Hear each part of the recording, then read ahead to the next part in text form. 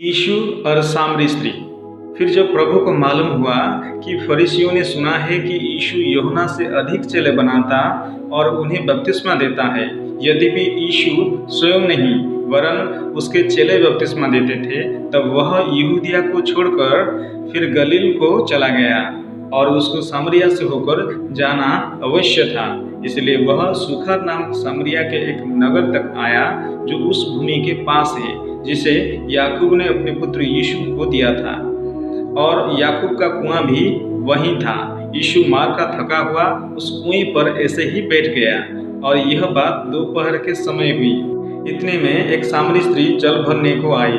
यीशु ने उससे कहा, मुझे पानी पिला, क्योंकि उसके चेले तो नगर में भोजन मोल लेने को गए थे।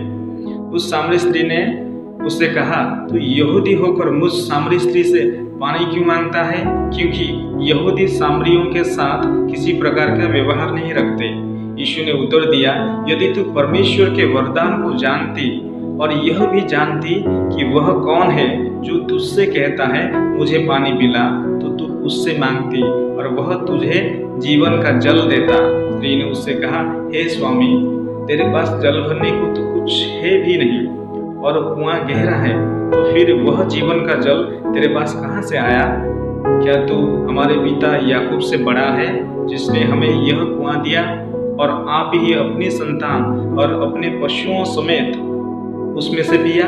यीशु ने उसको उत्तर दिया, जो कोई यह जल पिएगा वह फिर प्यासा होगा, परंतु जो कोई उस जल में से पिएगा जो मैं उसे दूंगा, वह फिर अनंत काल तक प्यासा न होगा, वरन जो जल मैं उसे दूंगा वह उसमें एक सोता बन जाएगा जो अनंत जीवन के लिए उमड़ता रहेगा। स्त्री ने उससे कहा, हे प्रभु, वह जल मुझे दे, ताकि मैं प्यासी न होऊं और न जल भरने को इतनी दूर आऊं। यीशु ने उससे कहा, जा अपने पति को यहाँ बुला ला। स्त्री ने उत्तर दिया, मैं बिना पति की हूँ। यीशु ने उससे कहा, तू ठीक कहती है, मैं बिना पति की हूँ, क्योंकि तू 5 पति कर चुकी है, और जिसके पास तू अब है वह भी तेरा पति नहीं। यह तूने सच कहा है। स्त्री ने उससे कहा, हे प्रभु, मुझे लगता है कि तू भविष्यद्वक्ता है। हमारे पूर्वजों ने इस पहाड़ पर भजन किया, और तुम कहते हो कि वह जगह जहाँ भजन करना चाहिए यरूशलेम में है। यीशु ने उससे कहा, हे नारी, मेरी बात का विश्वास कर कि वह समय आता है कि तुम न तो इस पहाड़ पर पिता का भजन करोगे, न यरूशलेम में। तुम जिसे नहीं जानते उसका भजन करते हो, और हम जिसे जानते हैं उसका भजन करते हैं, क्योंकि उद्धार यहूदी में से है। परंतु वह समय आता है, वरन अब भी है, जिसमें सच्चे भक्त पिता परमेश्वर की आराधना आत्मा और सच्चाई से करेंगे, क्योंकि पिता अपने लिए ऐसे ही आराधकों को ढूंढता है। परमेश्वर आत्मा है, और अवश्य है कि उसकी आराधना करने वाले आत्मा और सच्चाई से आराधना करें।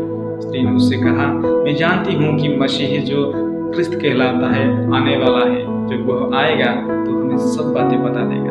यीशु ने उससे कहा, मैं जो तुझसे बोल रहा हूँ वही हूँ। इतने में उसके चेले आ गए और अचंभा करने लगे कि वह स्त्री से बातें कर रहा है। फिर भी किसी ने न पूछा तो क्या चाहता है या किस लिए उससे बातें करता है। तब स्त्री अपना घड़ा छोड़कर नगर में चली गई और लोगों से कहने लगी, आओ, एक मनुष्य को देखो जिसने सब कुछ जो मैंने किया मुझे बता दिया। कहीं यही तो मसीह नहीं है?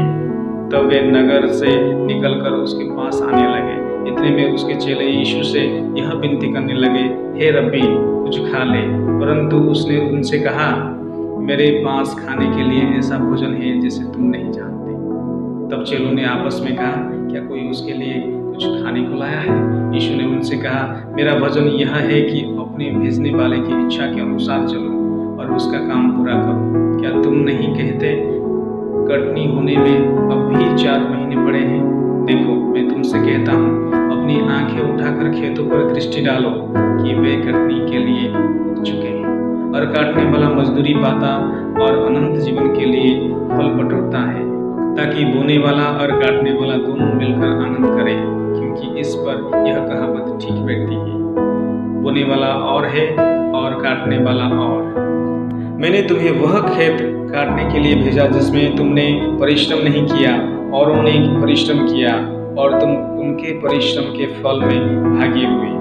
और उस नगर के बहुत से सामरियों ने उस स्त्री के कहने से यीशु पर विश्वास किया, जिसने यह गवाही दी थी कि उसने सब कुछ जो मैंने किया है मुझे बता दिया। तब जब ये सामरी उसके पास आए तो उससे विनती करने लगे कि हमारे यहाँ रहे, और वह वहाँ 2 दिन तक रहा। और उसके वचन के कारण और भी बहुतों ने विश्वास किया। और उस स्त्री से कहा, अब हम तेरे कहने ही से विश्वास नहीं करते, क्योंकि हमने आप ही सुन लिया और जानते हैं कि यही सचमुच में जगत का